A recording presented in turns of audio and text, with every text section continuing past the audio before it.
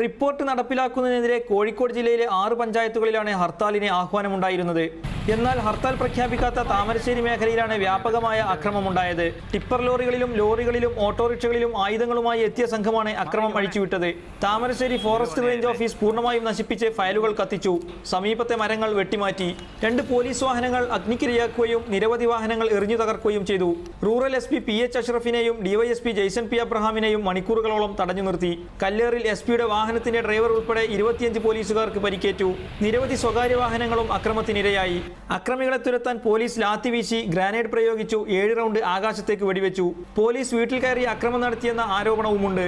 Media 1, Manorama news, reporter TV, Asianet news എന്നിവയുടെ വാഹനങ്ങൾ അക്രമത്തിനിരയായി. 2 KSRTC ബസ്സുകളും കത്തിച്ചു. രാവിലെ 9 മണിയോടെ ആരംഭിച്ച കോഴിക്കോട്-മൈസൂർ ദേശീയപാത ഉപരോധം രാത്രി വൈകിയും തുടരുകയാണ്. ഹർത്താൽ പ്രഖ്യാപിച്ച വിലങ്ങാട്, പെരുവണ്ണാമൂഴി എന്നിവിടങ്ങളിലും വനംവകുപ്പ് ഓഫീസ് ആക്രമിച്ചു. കടിയങ്ങാട്, കോഴിക്കോട് കുറ്റ്യാടി സംസ്ഥാന പാതയിൽ അല്പസമയം ഉപരോധം നടന്നു. അതേസമയം താമരശ്ശേരിയിൽ നടന്ന അക്രമങ്ങൾ മണൽ ക്വാറി മാഫിയകൾ ആസൂത്രണം ചെയ്തെന്ന പോലീസ് ഇന്റലിജൻസ് റിപ്പോർട്ടും പുറത്തുവന്നു. ക്യാമറ പേഴ്സൺ CP അനിൽകുമാറിനും റിപ്പോർട്ടർ ഷിതയ്ക്കുമൊപ്പം നജാത്തുള്ള, മീഡിയ 1, കോഴിക്കോട്.